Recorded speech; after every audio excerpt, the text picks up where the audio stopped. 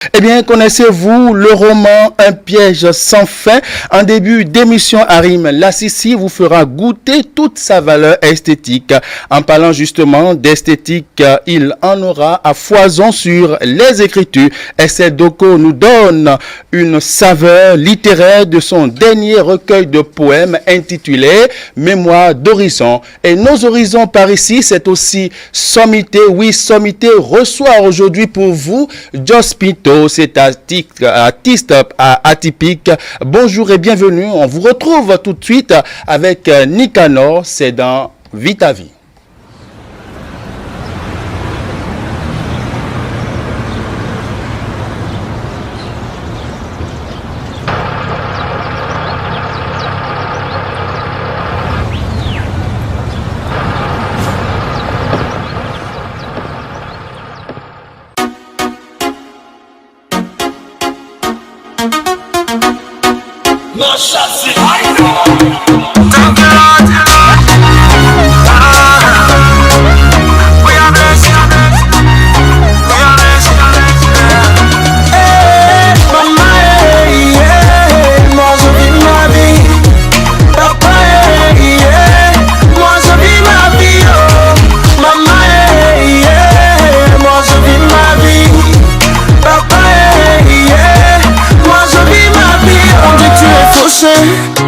Pour ça et t'as laissé que tu vas échouer parce que tu as maudit On dit que ton argent, si avec Jojo tu l'as gagné y aura toujours des gens pour nous critiquer.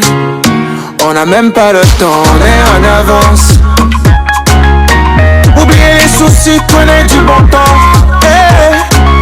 Moi je fais de la musique et c'est pour mes fans. Fais ce que tu as fait, gaspille pas ton temps. Oh non, parce qu'on ne vit qu'une fois. Demain on ne sait pas, peut-être on sera plus là. Donc oublie-les, on ne vit qu'une fois. Demain on ne sait pas, peut-être on sera plus là. Donc oublie-les. Moi je vis ma vie.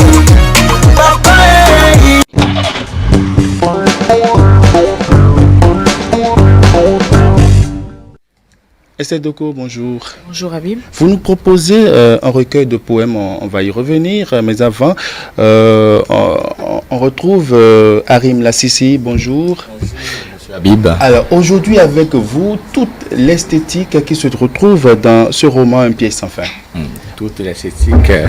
Bonjour chers amis téléspectateurs. Je ne dirai pas toute esthétique parce que nous allons essayer de faire l'analyse avec les éléments que nous avons sur la main. D'accord. Toute analyse est subjective. Bien sûr. Alors en plus bref, Harim Lassisi, que peut-on retenir de ce roman et de son auteur? Voilà. Et Un piège sans fin, vous l'avez dit, l'auteur c'est Olin Bellikenov. Bien sûr.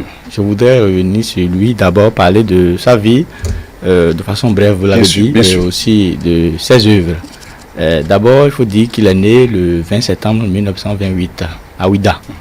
Et il faut dire que il a fait ses études primaires au Dahomey, aujourd'hui Bénin. Et après, il descend en France en 1948. Et c'est là-bas qu'il va faire. D'abord, il a eu un bac en lettres classiques. Il va faire une licence en lettres classiques également. Et disons que c'est un auteur complet. Il est philosophe, il est psychologue, il est journaliste parce que pour avoir d'abord il a été directeur, rédacteur en chef et ensuite il a fondé avec sa femme une revue qu'ils ont dirigée pendant longtemps. D'accord, donc l'auteur c'est la crème de la crème. Voilà. Il est carrément. Tout simplement. Quoi. Oui, tout simplement. Maintenant, pour parler de l'œuvre maintenant. Voilà. Un piège sans fin, voilà, nous sommes dans l'univers d'Olin Bellikenov, nous sommes au Dahomey, nous étions au Dahomey dans le temps. C'est l'histoire tragique d'un jeune innocent, au début, innocent, du nom de Daouna. Et voilà, ce jeune qui était avec les passions de la jeunesse, l'enfance, voilà quelqu'un qui croyait à tous les espoirs, aux beaux espoirs de la vie qui s'offrait à lui. Et voilà, très vite, très rapidement, d'abord, il a compris que la vie n'était pas un long fleuve tranquille, lui l'a dit dans le roman, et parce que il faut reconnaître il était issu d'une famille très notable de la région et que son papa était un riche terrien et ils avaient du bétail également, et très vite il a commencé par travailler avec son papa dans les champs et a fait paître aussi le bétail. Mais qu'est-ce qu'on a constaté? On a constaté que chaque fois il y avait des sauterelles qui venaient massacrer les plantations, également tout ça. Donc juste après 2 ans, il y a eu l'événement. Son papa qui se suicida suite aux humiliations, aux souffrances, aux on va y revenir, oui. Tout ça là, oui. Et voilà, après ça, on dirait que comme si cela ne suffisait pas. Et lui-même il fera la rencontre d'une belle fille, Anatou, bien sculptée. Mais qu'est-ce qui va se passer? Par le biais de sa flûte. De cette rencontre-là, il y aura le meilleur et surtout le pire. Parce que, figurez-vous que c'est de la jalousie, d'accord, de la suspicion d'Anatou, que finalement, il a dû quitter la maison, la famille conjugale. Il est parti pour un ailleurs inconnu. Et finalement, c'est la mort qui s'en est suffi. Justement, la mort, à la page 62, l'auteur, Olympe Bellikenhomme, pour vous, semble-t-il nous prouver que les situations anodines peuvent engendrer les conséquences dramatiques? Oui, qui me soit permis de lire ce passage-là. Bien sûr. Une série, je cite, une série d'absurdités sans nom. Un désert de pourriture où les hommes se vouent à des choses futiles et vaines, sur lesquels ils fondent leurs espoirs. Voilà. Vaine, futile. Vous voyez, pourriture. Nous parlons de la gloire. Voilà. Des choses dont que nous courons derrière ces choses-là, mais quand nous les avons dans la main, l'homme pose toute sa gloire sur ces choses-là, alors que c'est de la vanité, la pure vanité, et d'un moment à l'autre, tout ça là peut partir en l'air, et puis c'est fini. Donc, avec le personnage de Mariatou, la femme de Bakary, le père de Daouna, on voit clairement là que la dame est en train de parler, selon elle, la vie, la définition de la vie, c'est de la pourriture, c'est de la souffrance. Voilà. La jalousie serait-elle un poison mortel, selon vous? La jalousie, oui. Et ici, précisément, nous avons parlé de la jalousie parce que c'est ça qui a été le point de départ. Je le dis, le point de départ parce que c'est ça qui a fait partie à Ouna de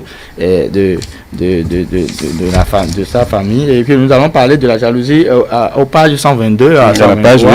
122 à 123. D'abord, tout est parti d'une suspicion, simplement parce que Anatou est allé voir son mari à Ouna, au champ, et il a constaté qu'il était en train de jouer à sa flûte. Maintenant, il a dit que j'ai constaté que tu chantais pour une autre femme. Je le vois dans tes yeux, je peux le lire. Ton regard me ment. Tu mens, ne parle plus. Le monsieur a essayé, Aouna a essayé en vain de la ramener, mais jamais elle était déjà conquise sur la situation. Vous savez de quoi nous parlons? Je n'en sais rien. Mettons-nous à la place d'Aouna. C'était un spectacle très aberrant et il a vécu ça vraiment très lamentablement. Et finalement, et ce doute-là, cette suspicion-là a été alimentée plus tard parce que finalement, Anatou est allé surprendre une jeune fille en train de discuter, converser avec Aouna dans le champ. Et bien qu'Aouna n'ait rien eu avec la demoiselle en question, et la chassait, même la renvoyait mais ça, c'est ça qui a pris. Arim, dans l'œuvre, le père d'Aouna a été victime d'injustice. Oui. Quelle est votre vision de l'injustice et du racisme? Voilà, nous sommes à la page 56 à 58. L'injustice, c'est de ça qu'il est question, parce qu'un vieux notable de son rang, un vieux riche terrien du milieu, parce que l'auteur l'a martelé, et on lui demande de faire des travaux forcés, ce qui ne se faisait pas auparavant. Nous sommes dans la période coloniale, vous savez, il y a le racisme. Et le vieux, tout simplement, s'est vu tellement humilié qu'il a dit la seule solution c'est de me suicider. Et avec sa dague, c'est comme ça, il s'est poignardé et il s'est donné la mort. Sous les yeux de son enfant, d'Aouna. Voilà la fréquence, l'intensité du malheur, tout ça là, ce que Aouna a vécu. D'accord. In fine, dites-moi, la vie de l'homme est-elle une succession de souffrances? si nous allons nous en tenir à ce que Olympe Bellicolom nous a fait voir, la vie de l'homme, c'est une succession de désillusions, de souffrances, et aussi de promesses non tenues, et aussi du désespoir, tout ce qu'on veut. Mais en réalité, je me permets de donner d'avoir un regard personnel. Je dis, ça dépend. Ça dépend parce que la vie, elle est faite des hauts et des bas. Justement. Et nous allons en bas et nous remontons et tout ça. Justement avec Esther Doko, nous allons constater que la vie est faite de hauts et des bas. Esther Doko est une poétesse béninoise qui a déjà apprivoisé le cœur de plusieurs lecteurs au Bénin et partout, même en Afrique. Sa première livraison littéraire est un recueil de poèmes intitulé Par la sueur de mon sueur. Esther Doko, bonjour, bienvenue. Bonjour. C'est un honneur pour nous de vous avoir en studio parce que vous êtes quand même pas des moindres. Ah bien, non, pas ça avec moi. Comment vous allez, Esther? Je vais très bien, merci. Alors, vous nous proposez un recueil de poèmes, Mémoire d'horizon. Qu'est-ce qu'on peut entendre par Mémoire d'horizon? Mémoire d'horizon. Alors, je ne vais pas expliquer le titre. C'est... Vous allez le lire. Vous justifiez le titre par rapport au contenu de l'œuvre? Non, je préfère que le lecteur laissez le lecteur découvrir. Exactement. Et puis après, on va échanger. Après, on va échanger. Alors, qu'est-ce que pour vous, comment on peut définir la poésie? Alors pour moi, comme j'aime à le dire, c'est une manière de s'évader. Oui. C'est au début. Oui. Ça a été un mode de guérison, un moyen pour moi de guérir. Mais après, c'était beaucoup plus un moyen de percer des dimensions. D'accord? De voir, c'est une chose que forcément d'autres ne voient pas. Comment vous avez fait pour atteindre cette perfection-là? Parce qu'à vous lire, on voit des vers hautement avec des rimes. Comment est-ce que ça se fait? Comment est-ce que ça se fabrique? Ça se mijote? Perfection, je ne sais pas, mais je laisse libre cours à ce qui me vient, à l'inspiration ou tout de suite au message que je veux véhiculer. Et vous savez, quand vous avez quelque chose à dire, les mots pour le dire viennent aisément. Donc, disons qu'on ne force pas. Et la muse, comment est-ce que la muse arrive à posséder vos sens, Esther? C'est un secret.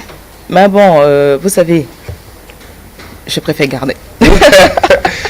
Vous savez, le premier recueil de poèmes a été préfacé par Daté Atavito Barnabi Akaï. Celui-là également. Est-ce que vous voulez dire que votre poésie est de grande facture? Parce que Daté, c'est quand même une image, une icône. Oui, Daté, c'est une image. C'est d'ailleurs mon parrain. Justement. En littérature. Et je ne dirais pas que c'est parce que la poésie est de grande facture, je dirais que c'est parce qu'il fait partie quand même de ceux-là qui ont réussi à percer, à comprendre au-delà des mots, à me découvrir à travers ces mots-là. D'accord. Donc, voilà. Harry? Madame Esther Doko. Oui. Mémoire d'horizon. Je suis à la page 17, vous me permettez? Oui, allez-y, 17. J'ai bu l'éternité. Dans les ports de l'Orient à essorer mes pensées. La vie s'est exudée d'illumination, éclaboussure. Alors, foi en bandoulière, mais pas moins train à la péripétie du ciel. Le dernier mot, le ciel. Oui. J'ai aussi l'éternité. Et nous avons la première de couverture. Pour la découverte, rapidement, nous avons votre nom, prénom, nous avons postphase de Daté, Atavito. Et après ça, nous avons le titre, mais nous avons aussi le ciel qui s'assombrit. Oui. Et nous avons les oiseaux. Et je vois le ciel également de l'autre côté, mais est-ce qu'il y a une comparaison entre la première, oui, non, je ne crois pas. D'accord, je ne crois pas. C'est vrai qu'on écrit la poésie sans forcément penser à la couverture au tout début. Mais le poème est beaucoup plus d'envergure spirituelle. Okay. Vous voyez. Donc si par hasard un ciel s'est retrouvé, bon, je dirais c'est un hasard. Mais cette connotation spirituelle fait partie de moi. là, c'est un cheminement. D'accord, que je vais pas expliquer. Ça fait partie des caractéristiques de la poésie d'ailleurs. Exactement. Je peux même pas. Exactement. Voilà. C'est ce caractère fermé des vers, de la poésie elle-même qui est fermée, on va l'appeler de la poésie elle se comprend pas, elle se ressent. Voilà. Bien sûr. C'est de l'émotion. Exactement. Voilà. Est-ce qu'on peut aller à la première page là? Ok. Le premier poème là. Voilà. Voilà, je lis. Oui. Elle est une empreinte qu'on crève de ciel, dans le siphon des émotions, sous la couette de la lune ou dans le dos du soleil. C'est ça. Elle est une empreinte qu'on emprunte pour clore le tourbillon que l'obscurité a ailé. Elle est une empreinte qu'on dépeint de morsures du vent. Sur la cuisse de l'aube, sur la chair de l'eau, elle est une empreinte étreinte d'un vide. Elle est langage, je parle poésie. Vous voyez l'image que Esther nous renvoie, vous voyez l'émotion qu'elle dégage de la poésie. Et moi, j'ai envie de savoir, vous comparez la poésie à quoi? Alors, ça fera bizarre, mais je compare la poésie à une femme. Pourquoi ça fera bizarre? Oui, bon. Ça à cause de la douceur de la femme? Non, à cause de la densité de la femme. Oui, je suis d'accord. À cause de toutes les facettes. On ne finit pas d'en apprendre. Oui. On ne finit pas de découvrir. Tout à fait. Donc, à chaque pas, il y a un autre devant qui dévance. Et en fait, c'est ça qui donne la beauté de la femme. C'est ça qui donne la beauté de la poésie. Donc, pour moi, c'est ça. Donc, pour vous, la poésie, c'est la femme. Bien sûr. Quelle est la dimension de la femme que vous êtes en train de nous décrire là? Parce que la femme a autre dimension. Hein. Oui, on ne peut pas carrément donner, elle est multidimensionnelle. Donc si je donne une définition de la femme ou une dimension, c'est que je l'ai réduite en fait. Alors pour moi, c'est toute sa plénitude, toute la dimension, toutes les dimensions qu'elle a qui font quand même D'accord, c'est compris. Est-ce que vous pouvez nous donner une lecture de ce poème-là? À la page Oui, à la page 58. Ta chevelure me feuille de souris. Broderie d'amour. Ton reflet est une bandaison de contours. Effiloché d'instinct, laisse-moi me couver d'encre pour mieux ratisser tes courbes. Laisse-moi m'y glisser à doigts feutrés et de nos langues reparlons désir. Non, je préfère Esther, mais nous lire avec sa voix suave. Il n'y a pas de souci. Alors, ta chevelure mes feuilles de sourire, broderie d'amour. Ton reflet est une bandaison de contours, effiloché destin. Laisse-moi me couver d'encre pour mieux ratisser tes courbes. Laisse-moi m'y glisser à doigts feutrés et de nos langues reparlons désir. Reparlons désir, voilà. Tout simplement. Et là, il s'agit de l'amour. Il s'agit de quoi? Nous avons désir, nous avons passion. Passion, désir. Amour. Alors, il s'agit de ce que ça vous suggère. Ça vous suggère quoi? Ouais, la poésie suggère. Oui, bien sûr. Ça vous suggère quoi là tout de suite? L'amour. L'acte ou l'amour l'acte. Bah allez, c'est ça. Tout simplement, c'est de la poésie. C'est tout simplement de la poésie béninoise, de la poésie de Esther Doko, qui est une grande poétesse. Harim Lassisi, on peut goûter encore de saveur? Je pense que elle-même serait mieux placée pour nous aider. Est-ce que vous avez à dédier au plateau et vous nous proposez quelque chose? Un poème? D'accord. Beaucoup plus percutant. Choisissez un numéro? Oui, non. Allez-y.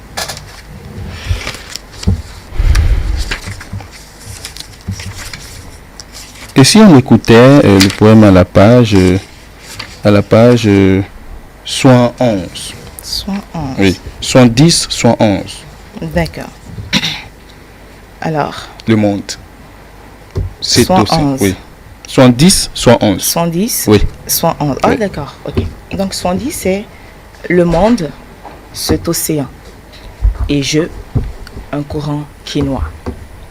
Et le 111 dit partir avant que la vie ne crève nos voeux. Alors, ces points de suspension-là qui qui sont placés, positionnés là, ce n'est pas à dessein. Bien sûr.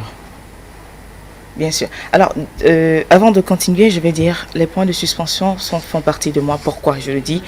C'est parce que je n'arrive pas à livrer tout. Je suis une personne très réservée, d'accord, qui n'arrive pas. C'est d'ailleurs pour ça que vous allez voir... C'est le corps de la femme. Non, je ne crois pas. C'est plutôt le contraire. Non. Je crois que la femme est plutôt très... Elle ne lit pas tout. Ah bon? Non. Bon, ça dépend ça dépend du contexte. Sinon la femme lit. Je pense aussi. Hein. Mais quand même, on va laisser. Donc, je n'arrive pas à me livrer entièrement. C'est d'ailleurs ça qui m'a amené à l'écriture du premier recueil. Et donc, ces points de suspension, ce sont des mots que j'aimerais dire, ou certaines choses sur lesquelles j'arrive pas à mettre de mots. Oui. Et je laisse quand même la latitude au lecteur de mettre ces mots. Voilà, qu'on voyage ensemble, qu'on aille explorer. Donc je guide et je laisse poursuivre le chemin.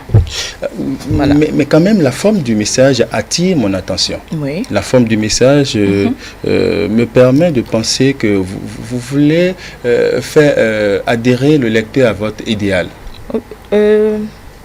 Oui, en fait, le lecteur, il voit à travers moi, à travers mon regard, en fait. Donc, si il adhère, c'est un plus, j'aurais gagné. Mais s'il arrive à se faire son chemin également, j'aurais gagné. Donc, je ne sais pas forcément, je ne l'y contrains pas. Quel est le message intrinsèque que vous voulez livrer à partir de... Partir, au poème 111. Oui. Partir, avant que la vie ne crève nos voeux. Partir. À méditer. Tout simplement à méditer. Gloria Gatoubé, on a combien là? Voilà, nous avons encore 3 minutes à passer avec Estelle. On va passer à un autre poème. Ah, d'accord. À la page 80. 80. Oui.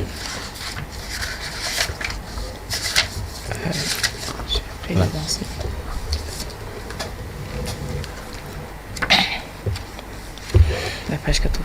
Vous pouvez y aller. À la page 45. 45. Alors, dites au silence que ma poussière incise l'univers des cris traités dans les fanges du désespoir, pour accorder l'existence. Dites au silence que mon Afrique s'incise d'horizon, pour brader l'encolure de nos fatalités lacérées par les lanières de l'avenir. Dites au silence que mon continent sensible du soleil rafistolé de nos âmes, pour s'ancrer de fusion continuelle, mais d'abord, comment me taire d'un silence qui nous pirate d'aveux? Comment s'extraire du souffle? Comment s'extraire donc du souffle? Et Estelle, votre particularité, c'est quand même s'isoler et de donner une image du monde, une image du monde que les autres ne voient pas. Bien sûr. Comment ça se fait? J'observe, je ressens. Alors là, tout de suite, l'Afrique, à travers tout ce qu'elle vit, pour moi, ce n'est pas forcément de dénoncer. C'est vrai que ça semble... Alors, je m'insurge contre. Je m'énerve parce que je trouve qu'elle-même a une part de responsabilité, même si ce n'est pas direct. Oui. Mais je lui dis, c'est une forme de rébellion. Je l'incite à une sorte de rébellion pour qu'elle puisse se réveiller et qu'elle sache en fait, à une époque donnée, à une certaine époque, il faut savoir se départir de certaines choses. Aller, accepter de faire un pas, quel que soit le risque que cela va faire. Il se dégage de cette ligne l'esthétique du rébellion. Exactement. Vous avez une cible personnelle ou bien particulière? L'œuvre.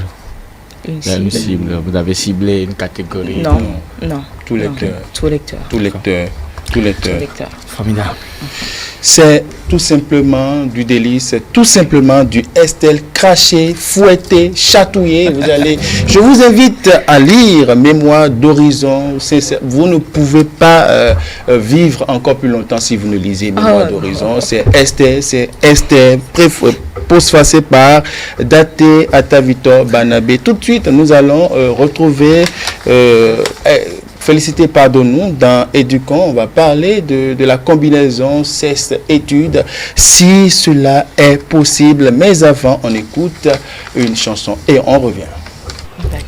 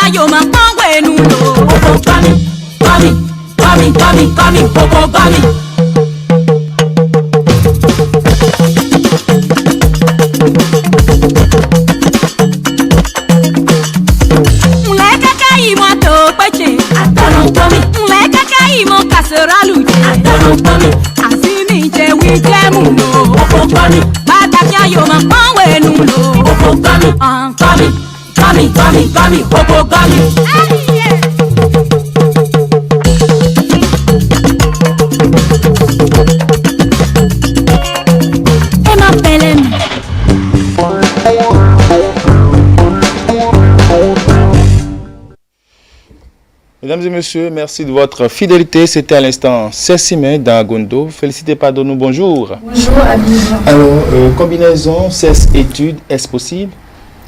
Bien sûr. D'accord, on va le découvrir tout de suite avec vos invités qui sont déjà installés. Enoch Guidimin, bonjour. Bonjour Abib. Assisi, merci de rester avec nous pour débattre sur ce thème. Félicité. Oui, Abib. Effectivement, Abib, beaucoup de jeunes apprenants mélange les études et le sexe en milieu scolaire. Il s'agira dans cette rubrique de savoir si la combinaison sexe et études est-elle un choix facile. Et pour la circonstance, nous avons l'honneur de recevoir sur notre plateau M. Enoch Guidjimé. Vous êtes journaliste spécialiste des questions éducatives. Merci d'être toujours là pour répondre à nos questions éducatives. Tout le plaisir pour moi. Monsieur Harim Ekper. Oui, madame, pardon. Vous êtes enseignant des lettres. Ravi de vous avoir revu. Le plaisir pour moi. Alors, monsieur Enoch, dites-nous, dites-nous, sexe et études font-ils bon ménage? Merci de féliciter. D'abord, je voudrais dire que l'amour naît là où il y a le brassage d'hommes et de femmes. Et l'école, un cadre éducatif, satisfait entièrement à ce critère-là. Et beaucoup de jeunes nourrissent des relations amoureuses. Des relations amoureuses naissent, grandissent et meurent dans différentes conditions. Aujourd'hui, il est clair que dans nos écoles, la jeunesse, je vais dire, ces jeunes filles comme garçons, côtoient tout le temps l'amour, que ce soit l'amour oblatif, l'amour héroïque, et j'en passe. Ces jeunes s'adonnent à ces différentes sortes d'amour et malheureusement, cela les empêche d'étudier parce qu'à un moment donné, on a l'idée campée sur son ou sa partenaire et puis les nôtres commencent pas à dégringoler. Et dans cette condition, les professeurs principaux surtout qui ont habilité à assurer l'éducation des enfants, des apprenants et de veiller à ce que ces apprenants évitent de se glisser dans des histoires à peau de rose, ces enseignants se donnent quand même la carapace pour, je vais dire, pour coacher, pour suivre les apprenants là. Et vous allez voir également que bientôt nous allons, enfin, ils vont fêter le 14 février qui est souvent galvaudé. Et dans nos écoles, vous allez voir des lettres écrites, étouffées de poèmes. Des lettres qui sont écrites. Les poèmes, ce sont des poèmes. On ne peut pas appeler ça poème. Pour certainement raviver la flamme de l'amour. Et là, ce qui fait que l'apprenant. Des incongruités, tout simplement. Hein? Voilà, l'apprenant n'a plus la qualité, la capacité nécessaire pour étudier correctement. Voilà, tout simplement. Monsieur Lassisi, vous êtes enseignant. Oui. Et quelles sont les différentes réactions des enfants qui engagent des relations amoureuses à partir du secondaire? Voilà, à la suite de mon prédécesseur, je dirais tout simplement que le phénomène est percutant parce que, vous savez, aujourd'hui, on a parlé de l'amour. C'est même bien dit parce que, vous savez, ce dont ils sont sûrs, c'est que en réalité, c'est pas l'amour, c'est le sexe. Ah, d'accord. Parce que oui, il faut le dire n'est pas un péché. Non, je vais tout dire. Vous savez, pas d'amour, c'est le sexe. Parce que tel m'a plu. Nous sommes dans la même classe. Les gens vont jusqu'à avoir 3 à 4 copines dans une salle de classe. N'allez pas appeler ça amour. C'est vraiment le sexe. L'amour, c'est un art. Tout à fait à part. Ce qui se passe sur les bancs, ce à quoi nous assistons aujourd'hui, c'est tout simplement de la déchéance. C'est ça. Parce que c'est le sexe qui n'est plus un tabou aujourd'hui, qui n'est plus tabou, qui n'est plus un sujet tabou aujourd'hui, et que les enfants manipulent cette affaire-là aujourd'hui comme ce n'est pas permis. Vous voyez, et vous voyez. Quelles sont les réactions? Quelles sont les réactions que les enfants ont lorsque vous découvrez qu'ils sont dans des relations amoureuses? Quand ça arrive, vous êtes au contact avec des enfants. Ce qui se passe, c'est que le niveau d'abord qui chute considérablement. Parce que tel ou tel. Et d'abord, ça incite au désordre, à la pagaille dans la classe. Parce que tel ou tel veut se montrer ou bien veut se montrer dans la classe, se montrer, bon, même tenir tête au professeur pour montrer à sa copine. Ils prennent la grande gueule, c'est ça? Voilà, pour jouer à ça, pour montrer à la copine que c'est moi après tout. En réalité, c'est le mauvais côté qu'ils prennent. Pourquoi? Parce que, au contraire, normalement, pour se faire remarquer, à une jeune fille qui est dans ta classe, normalement, c'est pas le travail, pas l'hygiène, la propreté dont tu fais montre, tout ça là qui... Mais au contraire, ce qu'on constate aujourd'hui, ce n'est pas ça. Ce n'est pas ça. Et vous constatez que dès le bas âge, il commence cette affaire-là. Et je dis de ne pas appeler ça amour, de l'amour. Oui. C'est pas possible. Et l'autre chose, c'est que ils le font. Et la connaissance, tout ce qu'ils savent, c'est... Bon, aujourd'hui, c'est férié. Hein. Tu passes à la maison, les parents ne sont pas là. Tu passes à la maison. C'est pas de l'amour. C'est juste c'est de l'expression de la pire façon qui existe. Donc avec eux, l'expression amour est galvaudée selon vous? Oui, tout à fait. Alors, monsieur Enoch, est-ce qu'ils arrivent à assumer leur orientation sexuelle? Non, ils n'arrivent pas à assumer. Tout à l'heure, j'ai voulu commencer mon intervention par l'amour, juste pour montrer que les apprenants, ils mettent devant le thème amour pour sa dernière chose, le sexe, comme vient de le dire l'enseignant. Donc, malheureusement, ils n'arrivent plus à s'orienter sexuellement. C'est quand... Est-ce qu'on peut même parler d'orientation là? Parce qu'ils sont venus pour apprendre. Vous savez, ils sont venus pour apprendre, mais vous reconnaissez avec moi que quand l'âge de puberté commence par nous tenir compagnie, eh bien, vous avez aussi été victime de cela, c'est ça? Non, je ne dirais pas ça. Mais dans votre discours, vous laissez transpirer cela. Non, j'ai été un témoin oculaire, j'ai été élève. J'ai vu des choses. Un témoin oculaire. J'ai vu des choses. C'est pas possible. Je ne peux pas exposer ici. Vous savez, il y a une orientation. C'est quoi cette orientation-là? C'est-à-dire, il faut que l'enfant arrive à expliquer à son père ou à sa mère que tel camarade... Est-ce que le dialogue est établi à la maison? Toujours, on a abordé ce sujet-là la fois dernière. Le dialogue n'y est pas. Voilà. Le dialogue pas. Les parents n'ont pas ce courage-là d'aborder le sexe avec les enfants parce que tout simplement ils craignent le regard que ces enfants vont tourner vers eux. Donc je crois que l'orientation elle est importante.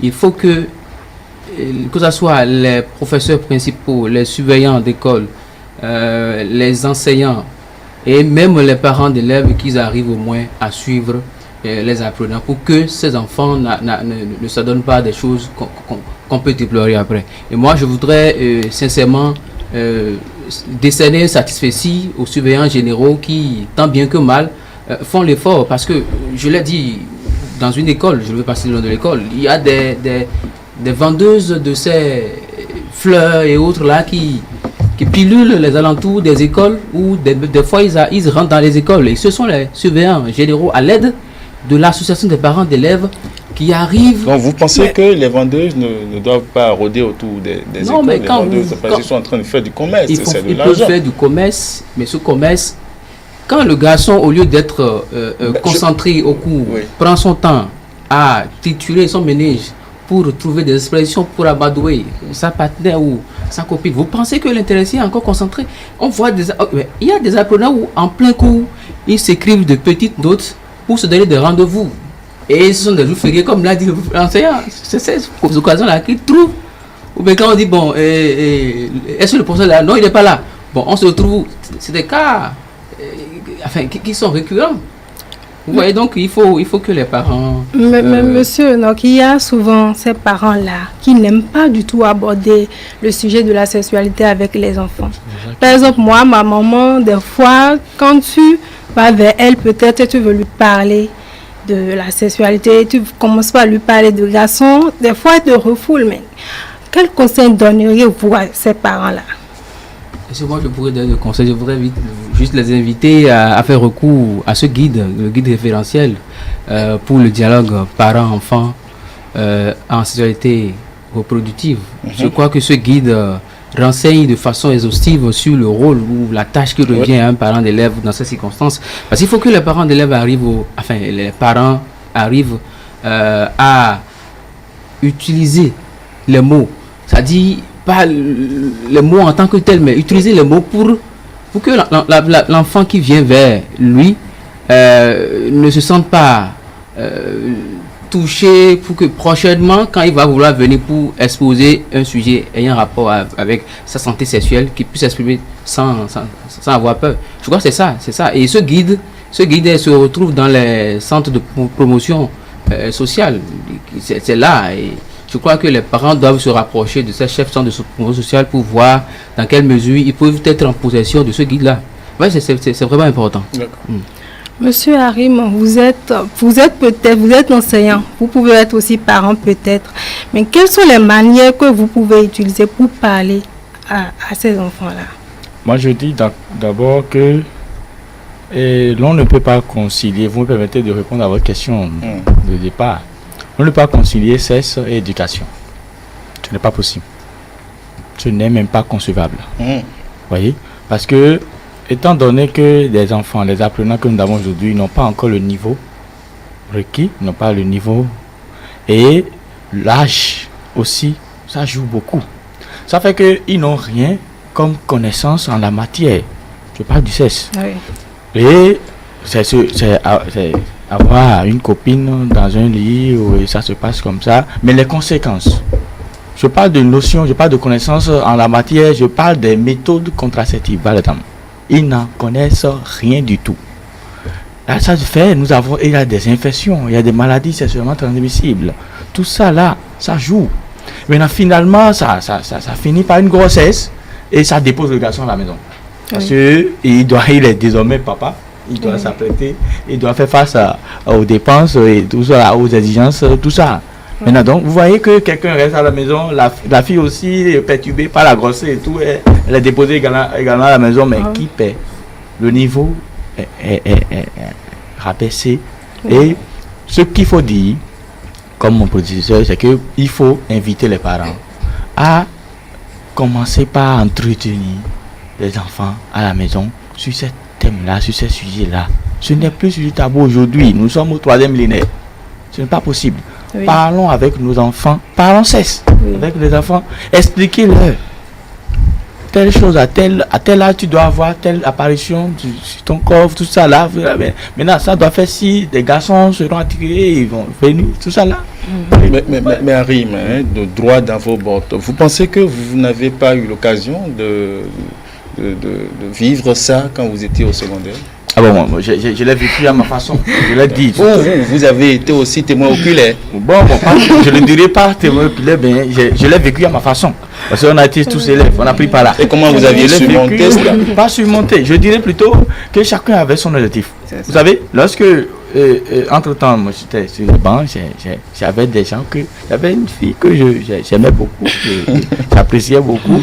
Mais qu'est-ce qu'il faut faire pour l'attirer? Il fallait travailler, c'était ça l'âme que j'avais, travailler, être toujours discipliné, ne pas faire partie de ceux-là qui vont tenir tête au professeur, ne pas souvent être dehors, tout ça là. Donc, voilà la méthode que moi j'avais utilisée entre-temps.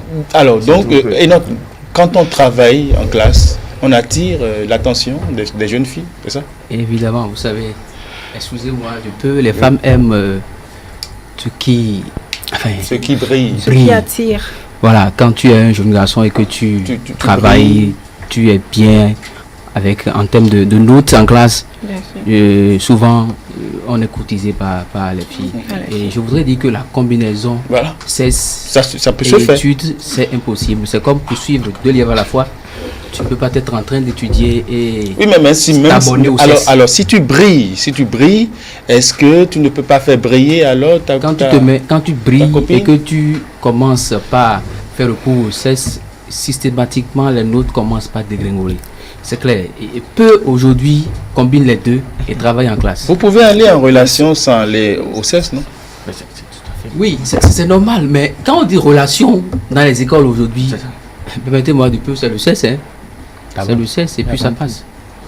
Ils ont des manières, des simagrées pour contourner tel professeur et aller se retrouver. On a fait des enquêtes, il y a des élèves qui ont dit que ils arrivent à se cotiser 1000 francs pour se retrouver dans celle où, et puis assouvir leur libido. Donc c'est des choses qui se passent. Eux-mêmes ils ont témoigné. Qu'est-ce qu'il faut faire? Est-ce qu'il faut maintenant prendre le bâton, rester derrière eux pour leur dire mais n'allez pas là-bas? Non. Il faut aussi chercher à voir ceux qui ont ces auberges là pour leur demander mais quels sont ces genres de personnes que vous recevez chez vous? Mais ça c'est un peu difficile, très difficile parce que lui il est là pour chercher de l'argent. C'est ça. Donc c'est un peu ça. Mais monsieur Enoch, on peut toutefois aller au CES et étudier à la fois. Le tout dépend de la conscience, n'est-ce pas? Attendez. Non, il n'y a pas eu moi, je dis, vous permettez. Hein. Moi, je dis souvent à mes élèves, vous savez, on peut avoir une relation amoureuse sur les bancs. Ce n'est pas un péché. D'accord? Pourvu que ça soit constructif. Que vous vous aidez. Vous êtes envoyé à l'école. Pourquoi? Pour rentrer avec des diplômes. Pour préparer votre avenir. Oui. Quand vous venez là, d'accord, mais vous savez, déjà là, on peut déjà dire, bon, celle-là, elle me plaît. Oui. Et dire, allez faire face à même à la jeune fille qui te plaît, là, ça aussi, c'est un concours. Vous savez ça, hein? Et quand je ne parle pas des gens qui envoient des intermédiaires. Vous avez été des non, je ne parle pas des gens qui envoient des intermédiaires pour aller les représenter devant les filles. Je ne parle pas de ça. Je parle de l'audace qu'a ce garçon-là pour aller faire face à la fille qu'on aime. Parce que souvent, quand vous faites face à la fille que vous aimez, vous perdez votre latin. Hein? On ne sait plus ce que dit, ce qu'on fait. On n'est pas d'accord avec voilà, vous, maintenant, ça peut se faire. Nous, on est camarades. Soit nous sommes de la même promotion, tu es en première B, je suis en première D. On peut s'aider. Ma copine est en D, elle est une lumière, peut-être en mathématiques. Moi, je suis nullissime dedans. Elle peut m'aider. Pendant les heures creuses là, on peut se retrouver quelque part rapidement et on descend l'épreuve et ça se fait comme ça. Moi de mon côté, on descend l'épreuve, en descendant l'épreuve, oui. Et si vous descendez aussi vos dessous, non, c'est pas bon. Ça se fait au sein de l'établissement. Et en dehors, moi-même je prends une épreuve de français ou bien d'histoire-géographie et on en parle et je descends également et on s'aide mutuellement. Je prie pour toi, tu pries pour moi également. Mais le jour où le produit sera déjà suffisamment assaisonné, on pourra l'utiliser. Parce que là où nous sommes actuellement, nous n'avons pas encore les compétences qu'il faut. Le Dieu n'est pas encore même, c'est pas prêt. C'est pas encore prêt.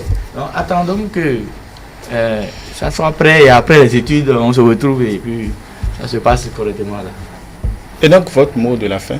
Non, c'est juste vous dire que quand on parle de relations amoureuses, une nouvelle relation amoureuse, ce n'est pas forcément le CES. Si les apprenants peuvent prendre cette relation amoureuse sans pour autant penser au CES, ils peuvent s'entraider, comme l'a dit l'enseignant. On voit les conditions, les matières dans lesquelles telle personne ne travaille pas et ensemble on s'unit pour rehausser le niveau. Mais si c'est une relation amoureuse qui doit aboutir forcément au CES, là n'espérons pas une réussite réluisante. Merci. Harry? Oui, moi je dirais tout simplement que nous avons du pain sur la planche. Parce qu'il y a encore à faire. Et parce qu'il faudra faire ce travail-là, chaque fois il faudra sensibiliser les apprenants, leur dire, les mettre devant le fait accompli, leur parler de l'avenir. Votre avenir, responsabilité. L'avenir, c'est votre avenir. Et vous devez poser des actes qu'il faut pour pouvoir assurer et réaliser ce pourquoi vous êtes venu à l'école. Oui. Voilà. Merci à vous, chers invités. Merci, Félicité Padonou. Je rappelle, vous êtes chroniqueuse sur Echo 5. Le collège d'enseignement général va bientôt célébrer en février donc ses 50 ans d'existence. Et dans ce cadre, nous recevons la directrice du dit collège qui est déjà dans nos studios. Mais avant, on écoute Ramon dans Zigli Tata.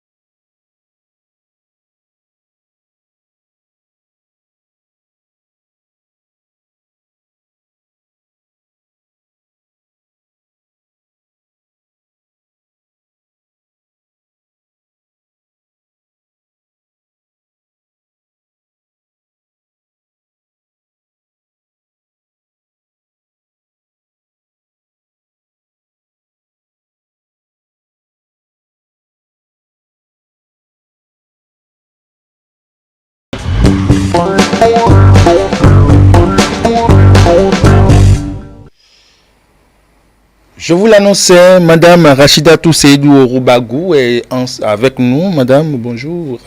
Bonjour, monsieur le journaliste. Vous êtes la directrice du CEG d'Antokpae. Vous vous apprêtez à célébrer le 50e de ce CEG-là. Dans quel contexte se situe cette célébration? Merci beaucoup, monsieur le journaliste, de nous offrir votre plateau pour préciser ce programme de festivité des 50 ans de ce grand collège du Bénin. Ces festivités s'inscrivent dans le cadre des activités dites de vie scolaire. Et cette activité de vie scolaire s'inscrit bien évidemment dans les réformes courageuses engagées par le gouvernement de son Excellence le Président Talon et exécutées des mains de maître par le ministre en charge de l'enseignement secondaire. Donc il est question désormais que les écoles ne soient plus des affaires seulement des enseignants ou des apprenants, mais que la communauté puisse véritablement aider l'école béninoise à vivre et à atteindre les résultats. D'accord. Alors, 50 ans après sa création de ce collège-là, qui a formé plusieurs cadres, qu'est devenu le collège d'Antokpa?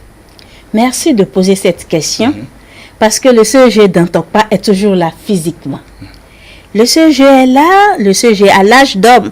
Si ce collège était un homme, voyez-vous, 50 ans, c'est l'âge où on a envie de s'arrêter pour voir, examiner, faire le bilan de sa vie et savoir ce qu'on a pu faire. Donc le CEG de Dantokpa est bien là, physiquement, bien que englouti, entre parenthèses, par le grand marché international de Dantokpa.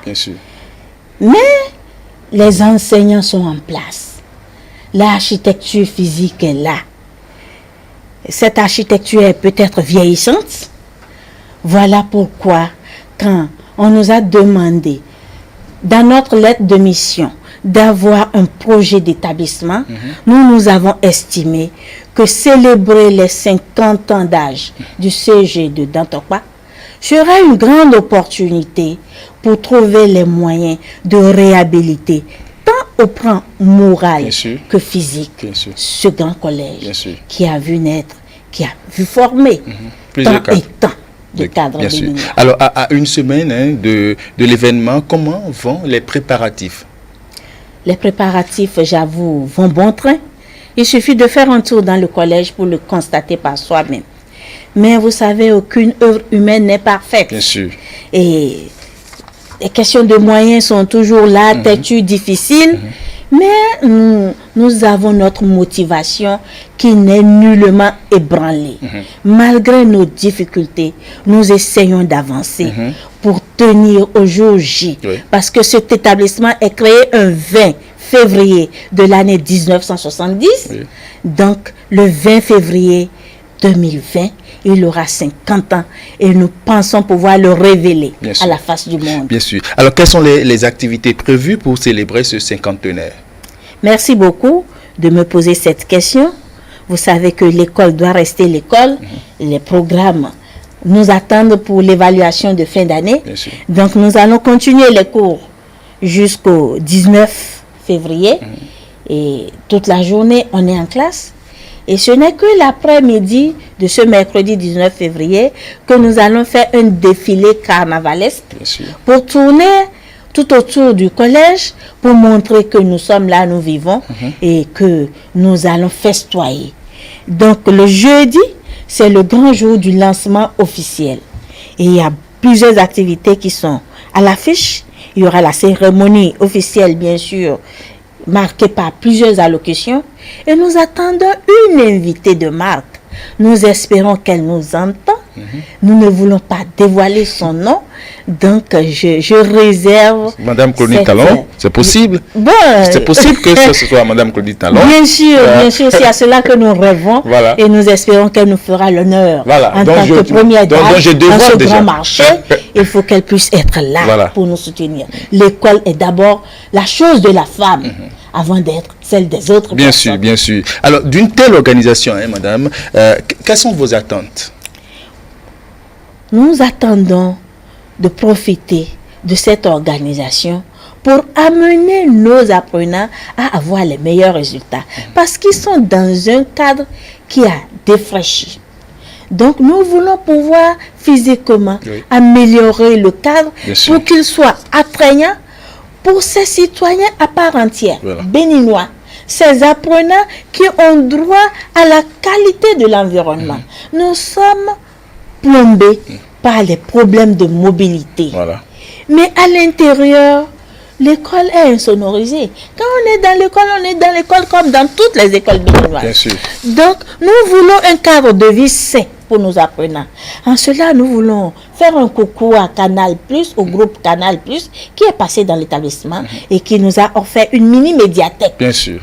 Et à la firme MTN Bénin, qui nous a offert 20 ordinateurs portatifs neufs pour ouvrir une salle informatique. Et qui sais-je encore, il y a la CBEPT Plan Bénin qui sont toujours à côté, et l'Institut de recherche pour le développement, vraiment une institution formidable qui nous accompagne tout en faisant ces recherches, qui soutient l'école. Donc tout cela travaille à nos côtés comme des partenaires pour aider à booster nos résultats. Parce que la finalité, c'est améliorer nos résultats pour que nos apprenants cessent d'être les derniers des examens. Alors, très rapidement, madame, quelles sont vos attentes?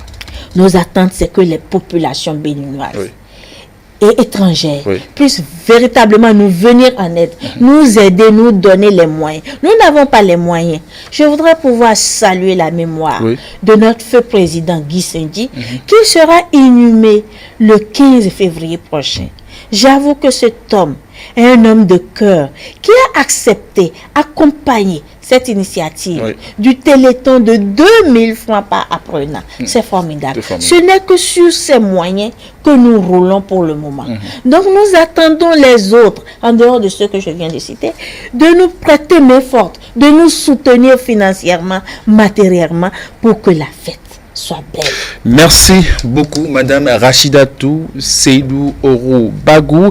Vous êtes la directrice du CEG d'Antokwe. Vous êtes là pour annoncer les festivités marquant le cinquantenaire de ce CEG-là. Merci beaucoup de votre présence et de votre leadership. Tout de suite, nous allons recevoir Gloria Gatougbe avec son invité dans Educamp, qui se propose une immersion dans la physiologie sexuelle afin de comprendre pourquoi il faut apprendre à l'enfant à prendre soin de son corps. Mais avant, on écoute With Enigma.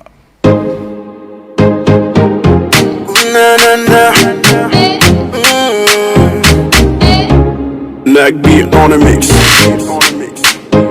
It's Enigma.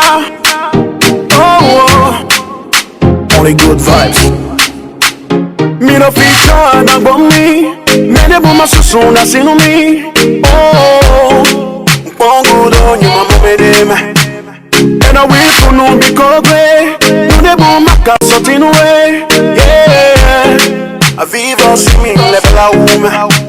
Nuwe buga betale. Jesu no molodome. Nuwe buga betale. A cluno no molodome. Nuwe buga betale. Jesu no molodome. Nuwe buga betale. A cluno no molodome. Unkolera wame. Unkolera wame. Unkolera wame. A cluno koleva for me cheating. Unkolera wame. Unkolera wame. Unkolera wame. A cluno koleva for me cheating. Unkolera wame. Unkolera wame. Unkolera wame. A cluno koleva for me cheating. Unkolera wame. Unkolera wame. A cluno koleva for me cheating. Hey, Agmacheba Fibi Kafa. Et ce sont la Simba nous qui coa. Et là où Chemba on lève au propre. Je n'ai plus peur, oui, je suis dans le propre. Oui, tout le monde nous mille. Y'a ma casse da bifone. Vivo me, ouais, yeah. Oh, nous avons gagné dans l'air. Jésus est nos monodomes. Nous avons gagné dans l'air.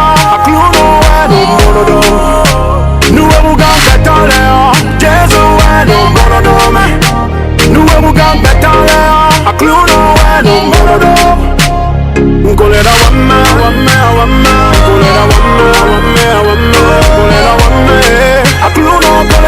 me cheat. Nicolera wame, Nicolera wame, Nicolera wame. A clue no gonna go for me cheat.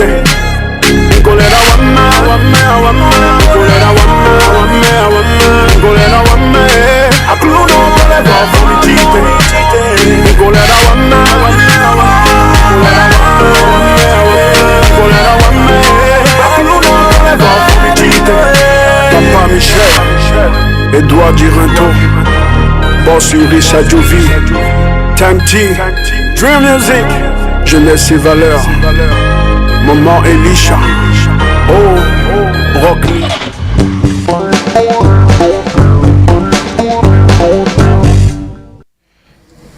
Physiologie sexuelle, pourquoi il faut apprendre à l'enfant à prendre soin de son corps, c'est le sujet qui est au cœur de notre rubrique Junior d'Afrique. Gloria, bonjour. Oui, bonjour Habib.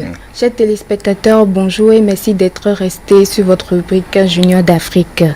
Aujourd'hui, nous parlerons de l'importance d'une bonne éducation de base sur l'hygiène corporelle donnée aux enfants. Elle est avec nous ici pour en parler, Madame Nehissou Elsa Marie Akpeche. Vous êtes kinésithérapeute. Bonjour et merci d'avoir accepté notre invitation. Merci, Madame Gloria. Monsieur Bonsoir, Habib. Monsieur Habib. Vous m'avez déjà présenté, donc je suis en fonction à l'hôpital Saint-Luc de Cotonou. Oui. Et nous recevons évidemment beaucoup d'enfants, beaucoup d'adultes. Voilà. Alors, oui, ma première question. Dites-nous, qu'est-ce que l'hygiène personnelle et à quel âge les parents doivent apprendre aux enfants à prendre soin de leur corps? ok. Alors, faut commencer déjà à savoir que l'hygiène, c'est l'ensemble des mesures destinées à la propreté, oui, et par l'utilisation de l'eau propre et des produits nettoyants comme le savon. Et il faut retenir aussi que la propreté est donc l'absence de tout ce qui est souillure. On parle des taches, on parle des moisissures, on parle, pour ne citer que ceux-là, d'accord? Oui. Alors, l'enfant a plusieurs besoins physiologiques, dont être propre. D'accord? Être propre, donc, on a besoin d'emmener, je dirais déjà le bébé, on a besoin d'emmener l'enfant à être propre. Et cette propreté-là, nous pouvons dire que ça lui apportera forcément un bien-être. Un bien-être naturel, oui, un bien-être physique, un bien-être psychologique aussi. Voilà. D'accord. Mais déjà, bébé, l'enfant n'est pas trop conscient de cela. Donc, à partir de quel âge le parent peut commencer à inculquer ces valeurs-là à l'enfant? Alors, quand je parle de bébé, j'irai même plus tôt.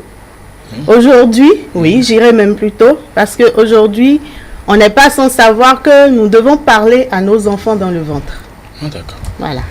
Alors, oui, nous devons parler à nos enfants dans le ventre pour dire, déjà, quand je porte ma grossesse, je peux commencer à dire à mon enfant, ah ben, quand tu seras là, faudra être propre, je vais t'apprendre à laver les mains, donc, je vais t'apprendre à te laver. Qu'a dit Voilà, c'est bon. Oui, oui, l'enfant entend tout ça. Oui, l'enfant entend tout ça. Il y a des études qui ont prouvé que les enfants entendent ce que leur mère leur dit dans le ventre. Ah, et donc, nous pouvons déjà commencer comme ça. Et de 0 à 6 mois, oui, oui, montrer à l'enfant, donc le porter, le mettre sur le pot. D'accord? Lui laver les mains. Oui. D'accord? Et de 6 mois à 3 ans, oui, d'accord, les enfants commencent à marcher.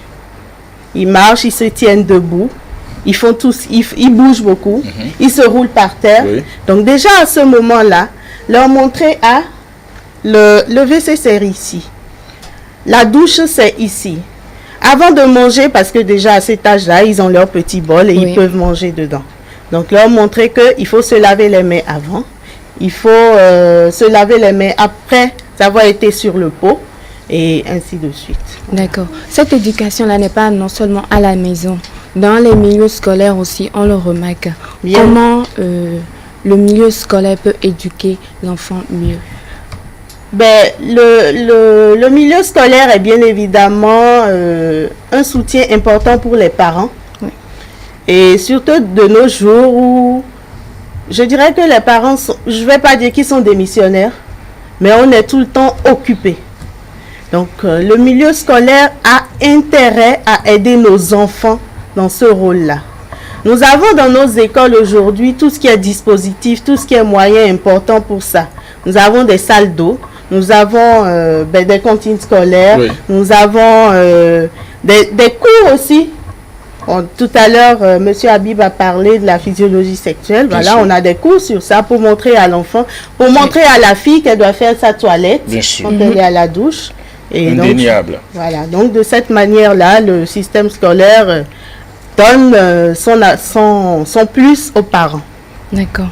Quelles sont les habitudes d'hygiène, les routines les plus fréquentes que les parents ont l'habitude de montrer à leurs enfants? Ok, merci Madame Gloria. Je tiens à dire d'abord que c'est des moyens qui sont sûrs. Alors, commencer tôt l'apprentissage, d'accord?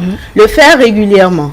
Le parent doit donner l'exemple et le faire avec rigueur. Mon enfant, qu'est-ce que moi je lui fais? Le matin, il faut le bain, nécessairement. Oui, il faut brosser les dents. Il faut porter un habit nouveau. Après chaque bain, il faut se mettre propre, il faut porter un habit nouveau. Le lavage des mains, on peut dire, avant chaque repas, il faut se laver les mains. Après avoir touché un objet souillé, il faut se laver les mains. Après s'être mouché, les petits-enfants, il faut toujours leur rappeler ça.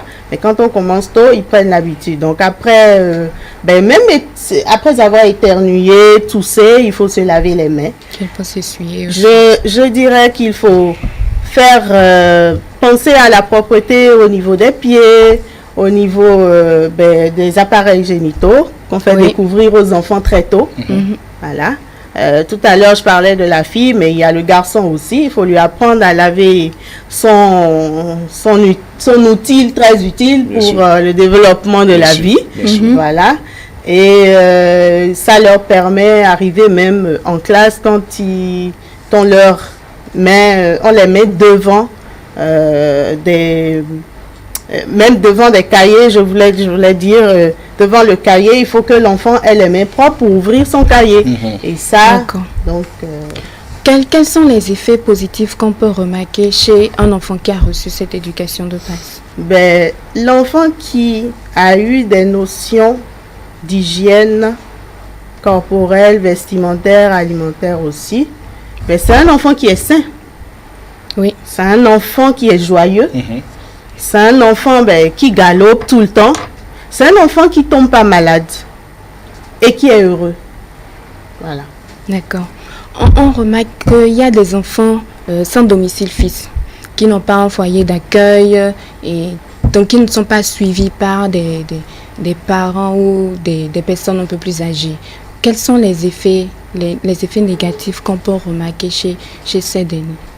Alors, les enfants qui n'ont pas reçu cette éducation de base ou qui n'ont pas pu fréquenter à l'école, comme vous le dites, des enfants sans domicile fixe, c'est des enfants qui tombent malades tout le temps.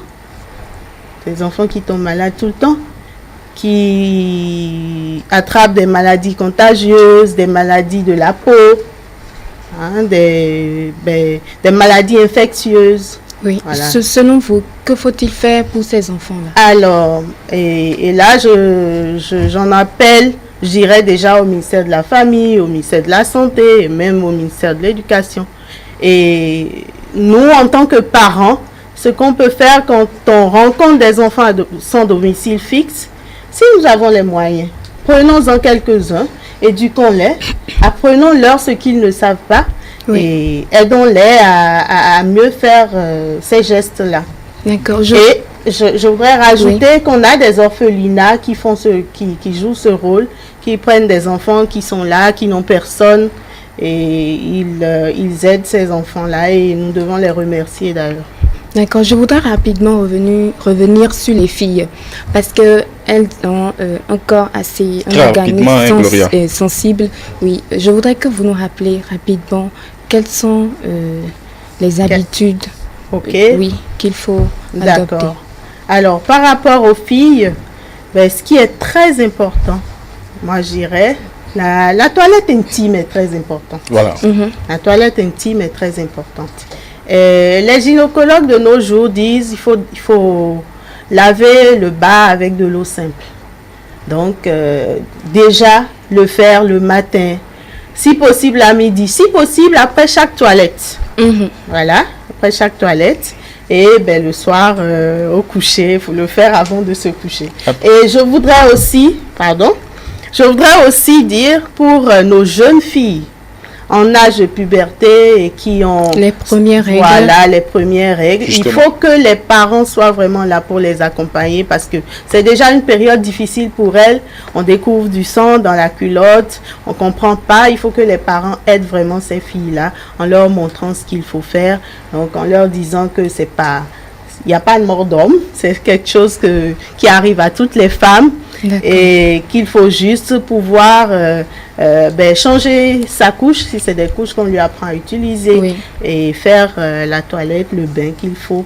Et voilà, je pense que le système scolaire nous aide aussi pour ça avec André, les toilettes qu'on a dans son école. Eh bien, j'étais vraiment à l'école, à l'école de Gloria et de Madame. En tout cas, merci pour ces informations instructives que vous venez de nous donner sur notre plateau. Merci à vous, Gloria Gatoubé. Je vous en prie, on parle de quoi la semaine prochaine? Ah, ce sera une surprise. Une surprise? Oui. D'accord, une surprise. Tout de suite, on reçoit pour vous Jospito, le grand Jospito qui est déjà dans nos studios. Écoutez et voyez ce que ça donne.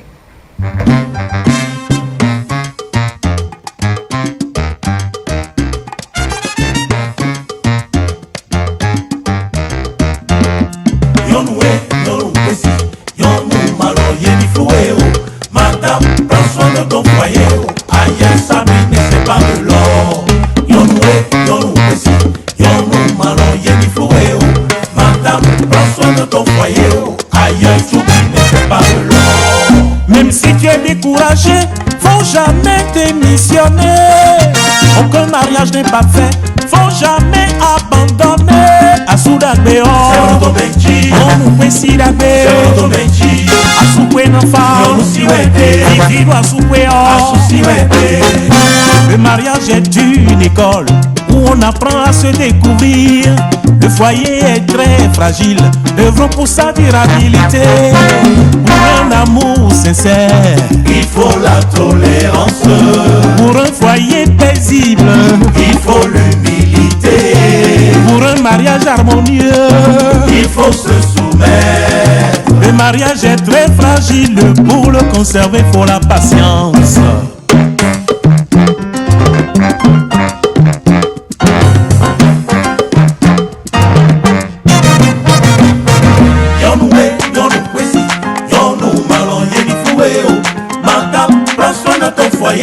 Vraiment c'est long. Yonoué, yonou kwesi, yonou malon yeni foué oh. Madame, prends soin de ton foyer oh. Vraiment c'est long.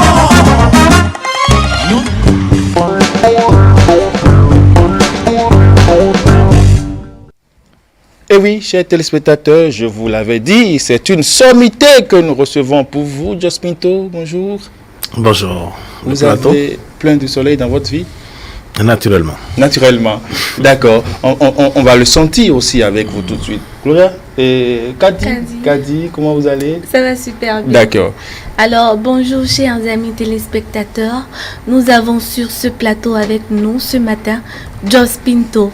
Jospito, bonjour. Bonjour Kadi. Alors, pour commencer, nous avons envie d'écouter votre belle voix. Là, déjà? Un petit acapella, déjà. D'accord. Déjà. Tony c'est Bigbe, Vini c'est Togbe. Réunion m'ont demandé. Tony c'est Bigbe, Vini c'est Togbe. Et nos ombres, C'est ça. Alors, Jos Pinto à l'état civil, Florentin José Alapini, né à Cotonou. Le teint n'est pas mien. le teint est de trop, hein. Alors, de Florent, hein. José Alapini. Florent Alapini. Voilà. Florent José Alapini. Voilà. Ok. Florent José Alapini. Né à Cotonou le 23 février. Il est un artiste béninois des rythmes latino-cubains, doublé d'inspiration traditionnelle. Il est un auteur, compositeur, interprète, émérite aux talents incontestés depuis plusieurs années sur les grandes scènes du Bénin, de l'Afrique et du monde depuis des décennies 90. Alors, Jos Pinto, vous faites partie des plus anciens de la scène musicale béninoise avec plusieurs années de carrière. Comment résumez-vous toutes ces années d'engagement musical? Je dis d'abord que c'est une grâce. Oui. Parce qu'il n'est pas donné à tout le monde. Hein. Bien sûr. Voilà, et moi je me plais en disant Dieu merci. Quoi. En disant Dieu merci. Et ceci, c'est le fruit d'un parcours, d'une passion. C'est le fruit d'une passion. Parce que le virus musique m'a piqué très tôt. Très tôt, oui.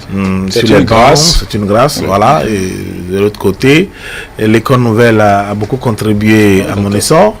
Voilà, donc je suis un pur produit de l'école nouvelle, oui. des journées culturelles, vous savez. Donc, bon, voilà. C'est ce qui a valu ce que je suis aujourd'hui. Bon, donc, nous rendons grâce. Et nous disons que le chemin se poursuit et tant qu'il reste à faire, il est dit que rien n'est fait sinon... Bien sûr. Bien sûr. Voilà. Alors, nous allons rapidement à la régie écouter l'une des morceaux de Jos Pinto.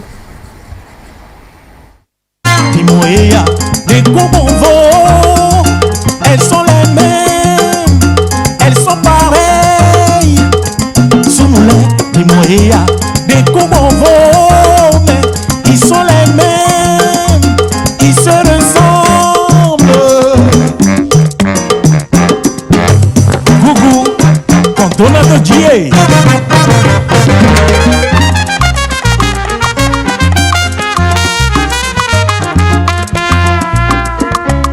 Alfred Dagba, Kouda Santoé.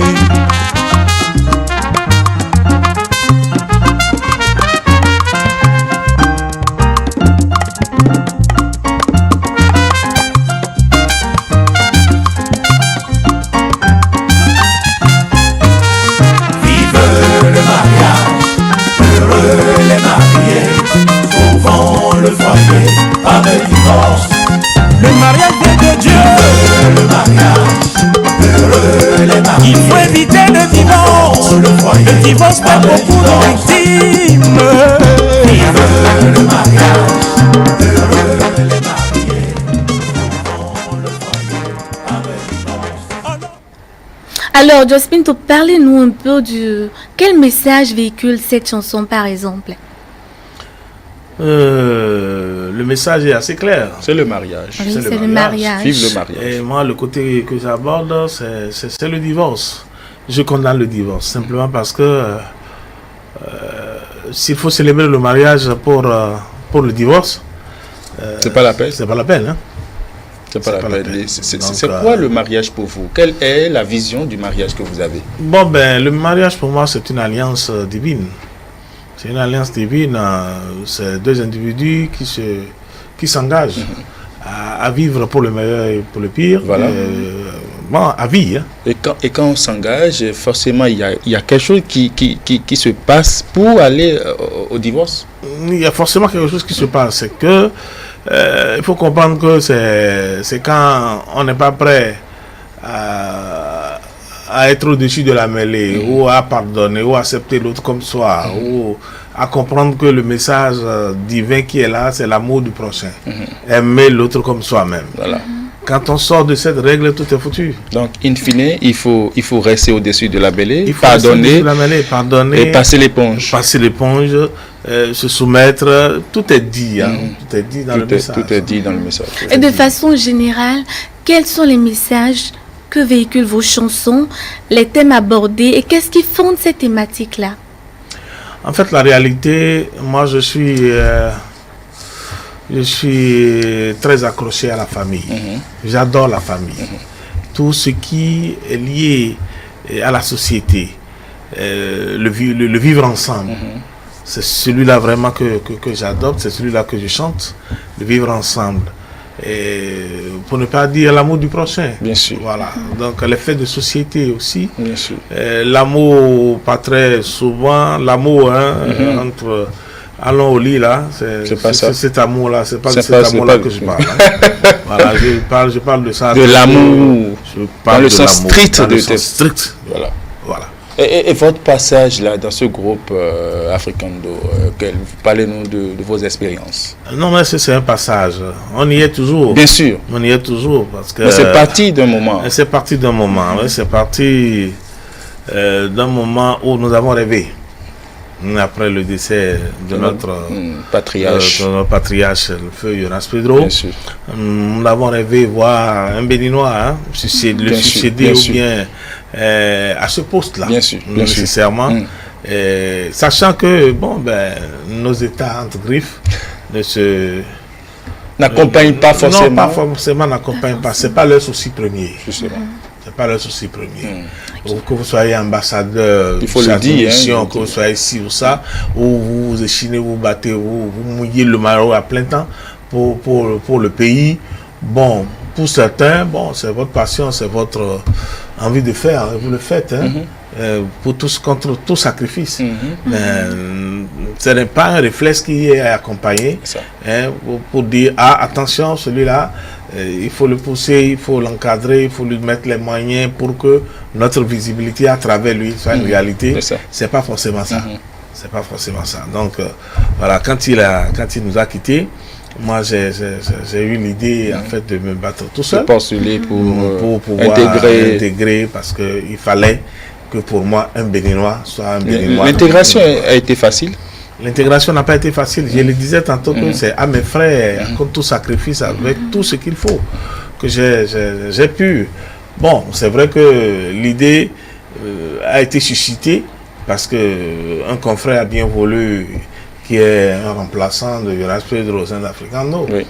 Bon, maintenant, c'était pas forcément le rêve du groupe. C'était pas forcément, puisque après Jonas Pedro, il y a eu 2 Sénégalais qui ont intégré et qui, essayaient de combler le vide, mais le vide était toujours là. Toujours là. Donc, moi, j'ai saisi une opportunité pour juste leur prouver que ce n'est qu'un Béninois, en réalité, qui pourrait.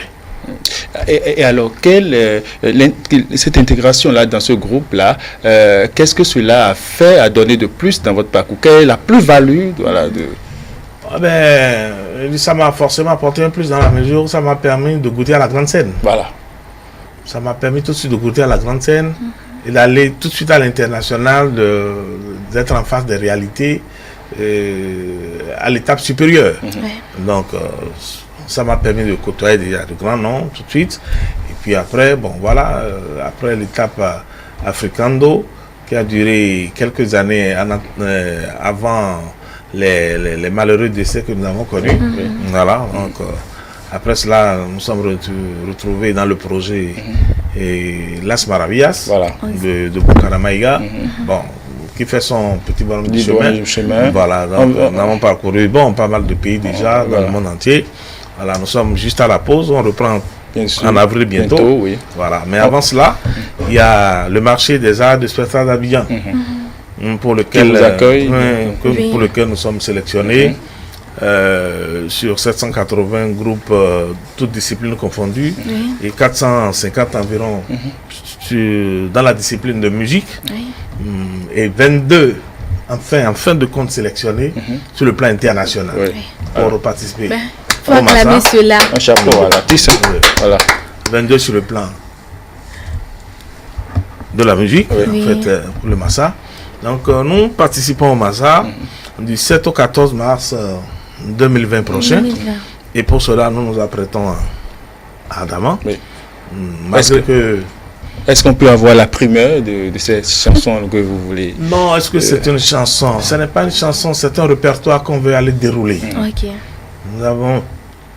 Nous avons cette primeur-là devant un parterre d'au moins 7000 spectateurs, qui est la contenance de la salle du palais de la culture, la salle Alumambo, du palais de la culture d'Abidjan. Oui. C'est dans cette salle que nous livrons le premier concert. Donc, nous avons environ 1 heure de spectacle à donner. Et selon l'ordre, nous allons prester en dernière position. Ce spectacle-là, ça démarre le 8 mars. Hein? 8 mars. Le 8 mars 2020 à 18h. D'accord. À 18h. Au palais de la culture d'Abidjan, dans la salle Alumambo. D'accord. Alors, rapidement, quel rapport entre votre vie privée, vos expériences personnelles et la fiction? La fiction. Oui. La fiction, ça veut dire sa musique, c'est ça? Oui, sa musique. Par exemple, vous avez chanté le mariage. Quel est le rapport entre cette chanson et votre vie personnelle? Bon, j'essaie de mettre en pratique ce que j'ai dit. Ça, c'est la pure réalité.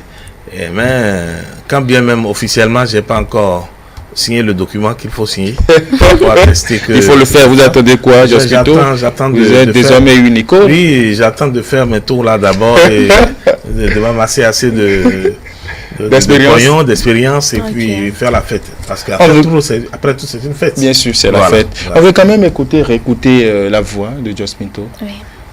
Maomi o aklunote, Maomi o mauche, Ndoda gbedenche o kekele benami madu tuzaniku. Maomi o aklunote, Maomi o mauche, Ndoda gbedenche o kekele benami madu tuainiho. C'est tout simplement dansant, c'est du Jospito tout craché. Est-ce qu'on peut dire que l'artiste que vous êtes vit de son art? Oui, l'artiste que je suis vit de son art. Parce que, bon, je ne vais pas me mettre ici à détailler ou à donner mes chiffres en matière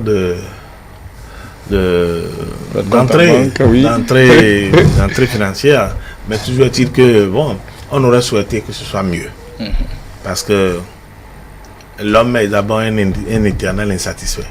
Dans tout ce qu'il fait, dans tout ce qu'il gagne, il y a toujours un plus qu'on veut. On veut toujours un plus. Parce que je dis, moi ça me satisfait moralement d'abord dans un premier temps. Bien sûr. Ça me satisfait aussi financièrement. Financièrement, le bonheur n'est pas que de l'argent. Non, pas du tout. Voilà. Si le bonheur n'est pas que de l'argent, ça veut dire que j'ai le bonheur, je suis heureux dans ce que je fais. Donc c'est déjà l'essentiel. Quels sont vos projets? Vos projets pour la musique béninoise, vos projets à court et à long terme? Oui. Pour le moment, il s'agit de Massa. C'est une mission, c'est un défi, c'est très important. Il faut assumer. C'est de ça qu'il s'agit d'abord. Donc après cela, il y aura l'après-Massa qui permettra de faire la promotion de tout ce qui a été présenté là-bas sur le plan international. Sur le plan international, partagé avec les frères ici. Et bon, nous sommes en partenariat avec la structure Maestro Sound de Bonkara Mega pour un nouvel opus prochainement. Ça se prépare doucement à Adama. Je crois que c'est important. D'autres clips vont apparaître. Bien sûr. Bon, voilà. Bien sûr. Tout doucement, ça va faire son petit bonhomme. Bien sûr. Alors, votre mot de la fin, Jospito? Le mot de la fin, c'est que Dieu nous protège. Que Dieu nous protège. Inch'Allah. Que Dieu nous bénisse. Amen. Amen. Car il est conscient de Dieu qui a bien voulu que ce soit ma modeste personne qui aille représenter le Bénin. Bien sûr. Je parie qu'il a prévu qu'à travers moi, le Bénin ait une très grande visibilité. C'est ça, c'est ça. Et on compte beaucoup sur vous. Je parie. Et je suis certain que ce retour de Massa, ou cette participation de ce retour de Massa, sera un moment de grâce. Bien sûr, on va le célébrer ici. Parce que on aurait décrocher ce que d'aucuns n'ont jamais pu décrocher. C'est ça. Par la grâce de l'Éternel. Par la grâce de Dieu. Alors, merci beaucoup, Jospito. Merci à vous, Kadi, d'avoir invité Jospito pour nous et pour les téléspectateurs. Mesdames et messieurs, merci à vous aussi, vous qui êtes restés avec nous jusqu'à la fin. Le chemin se poursuit la semaine prochaine. C'est déjà la fin. Merci. À bientôt.